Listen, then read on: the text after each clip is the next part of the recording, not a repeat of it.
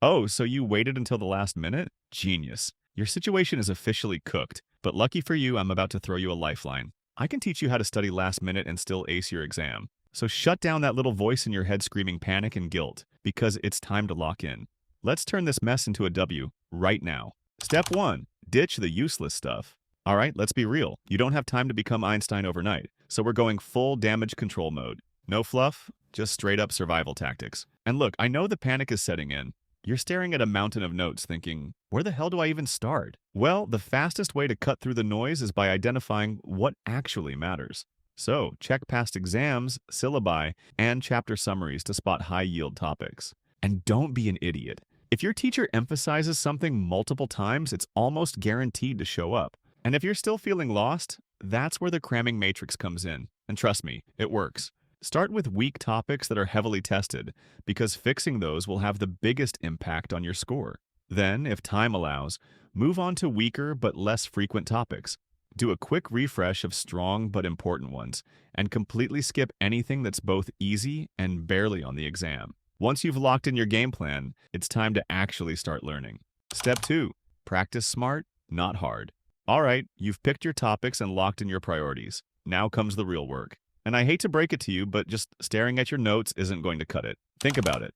You don't learn how to swim by reading about it, you get in the water. Studying works the exact same way. Your brain only remembers things when it's forced to retrieve them, so the fastest way to make that happen is by testing yourself immediately. First, grab a practice exam, sample questions, or literally any problem set you can find. Try answering it cold, no peeking at your notes. Your brain learns best when it tries to recall something first, fails a little, and then reinforces the correct answer afterward. Struggling now means easier recall later. Next, if you got something wrong, perfect. That's not failure, that's just a reminder that you still suck at this part. Instead of sulking, write down the correct answer, figure out what went wrong, and move on. And if you don't have practice exams, don't stress. AI tools like ChatGPT or AI-powered study apps can generate quizzes and flashcards in seconds. So quit wasting time writing out study notes by hand. Let AI handle it. Step 3. Lock it in, no leaks. All right, the work is done. The mistakes have been fixed and confidence might even be creeping in. But if this information isn't locked into your brain, waking up tomorrow will feel like hitting a reset button on your memory. That's where multisensory learning comes in, because reading alone won't cut it. The more ways the material is processed, the better it sticks. A solid way to reinforce information is watching a video. A simple animation or real-world example can explain a tricky concept 10 times faster than staring at notes. If a paragraph has been read over and over with no progress, a short, well-explained video might be exactly what the brain needs. Watching it in action makes the concept click and reinforces understanding. Another powerful method is reading notes out loud. It doesn't matter if no one is listening. The brain processes information way better when it's spoken. Teaching a clueless friend, ranting to a goldfish, or even just talking to an empty room forces thoughts to be structured clearly. If it can be explained smoothly without hesitation, the concept has been fully understood. For hands-on learners, writing things down by hand makes a real difference. Not a full essay, just key points or a rough summary. Even quick scribbles help the brain process information in a new way. And when a topic gets complex, memorizing random facts isn't enough. A mind map connects ideas visually, making recall under pressure much easier. Before moving on, reinforce everything with a final proofing session by explaining it from memory. If any gaps appear, go back, review, and test again until they're gone. Step 4. Sleep like a genius. Right now, you might be thinking, I'll just pull an all-nighter and power through. But that's the dumbest idea you've had since waiting until the last minute to study. Your brain isn't a dumpster you can just shove facts into and expect them to stay. It needs sleep to actually process and store what you crammed in. Studies show that 7 hours of sleep is ideal for cognitive performance. So don't sabotage yourself by cutting it short. Here's the plan. Before calling it a night, go over your toughest topics.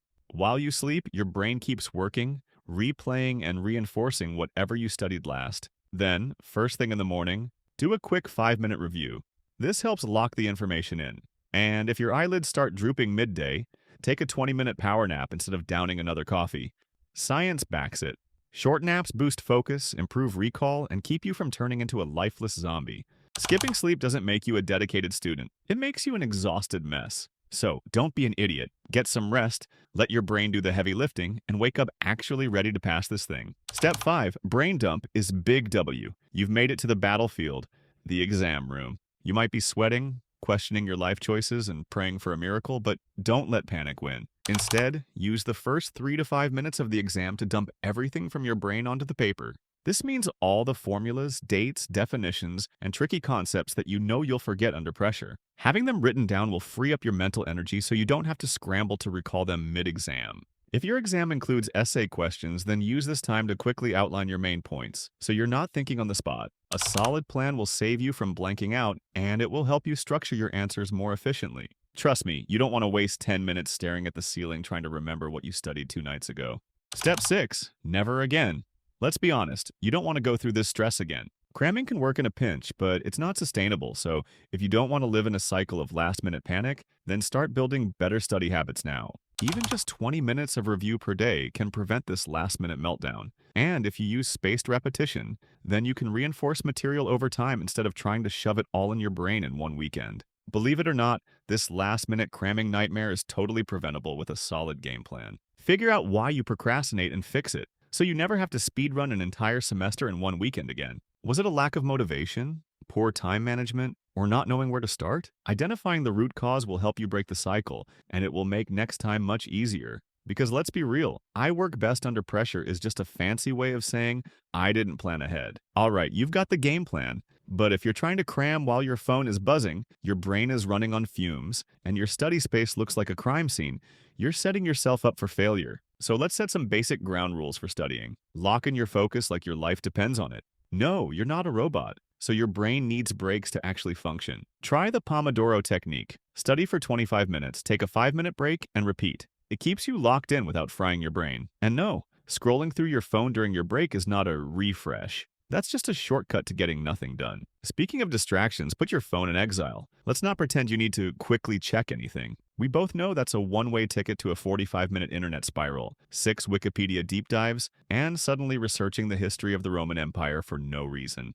Just put it on airplane mode, or better yet, throw it in another room. Now, set yourself up with a real study spot. Find somewhere quiet where your brain can actually focus, without your siblings, roommates, or a million distractions in the background. Hate silence? No problem. Play instrumental music, white noise, or nature sounds. Just don't accidentally turn it into a karaoke session. Your brain needs stimulation, not a full-blown concert. And don't forget to fuel up the right way. I get it. Stress eating a whole bag of chips sounds amazing, but that's just a shortcut to feeling like trash. Nuts, dark chocolate, or literally anything that won't turn your brain into mush is a better choice. And yes, coffee or tea is fine. Just don't overdo it unless you enjoy vibrating through your chair. Watching this video was the first good decision you made to save your exam. Now quit wasting time and put this plan into action.